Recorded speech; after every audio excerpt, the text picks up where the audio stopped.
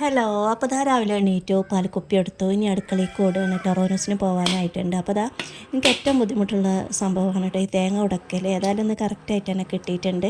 അപ്പോൾ തേങ്ങ വെള്ളമൊക്കെ എടുത്ത് വെച്ചിട്ടുണ്ട്. ആട്ടിയും മൈദയും കൂടെ കൂട്ടിയിട്ടുള്ള ദോശയാണ് ഒന്ന് ഉണ്ടാക്കുന്നത് കേട്ടോ. 1 കപ്പ് മൈദയും 1/2 കപ്പ് ആട്ടിയും കൂടെ കൂട്ടിയിട്ട് വെള്ളം ഒഴിച്ച് മിക്സാക്കി പാകത്തിന് ഉപ്പും ചേർത്തിട്ട് മിക്സാക്കി വെച്ചിട്ടുണ്ട്. ഇനി ഒരു ഇരുമ്പിച്ചട്ടി ഗ്യാസിൽ വെച്ചിട്ട് നല്ലെണ്ണ അതുപോലെ സ്പ്രെഡാക്കി കൊടുത്തിട്ട് ഓരോ തവി മാവും കോരി ഒഴിച്ച് നമ്മൾ ഇതുപോലെ ചുറ്റിച്ചെടുക്കുകയാണ്. ഈ ഭാഗത്ത് മാവൊക്കെ വറ്റി വരുമ്പോൾ നമ്മൾ മറിച്ചിട്ട് കൊടുക്കുകയാണ് കേട്ടോ.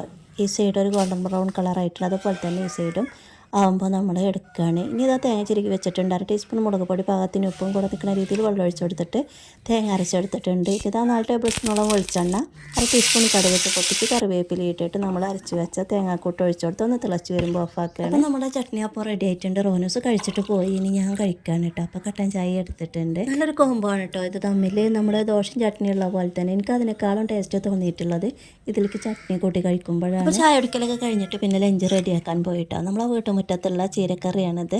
പിന്നെ ചെറുപയർ ഉപ്പേരിയും മാന്തൽ മീനുമാണ്. എനിക്കിഷ്ടം ഇതുപോലുള്ള നാടൻ ഫുഡാണ് കേട്ടോ. അപ്പോൾ അതൊക്കെ കഴിച്ചിട്ട് ഒന്ന് ഉറങ്ങി എണീറ്റു. അപ്പോൾ ഇത്രയേ ഉള്ളൂ ഇന്നത്തെ ഞങ്ങളുടെ കുഞ്ഞു വ്ളോഗ്. ഇഷ്ടമായാലും സപ്പോർട്ട് ചെയ്യാൻ മറക്കല്ലേ.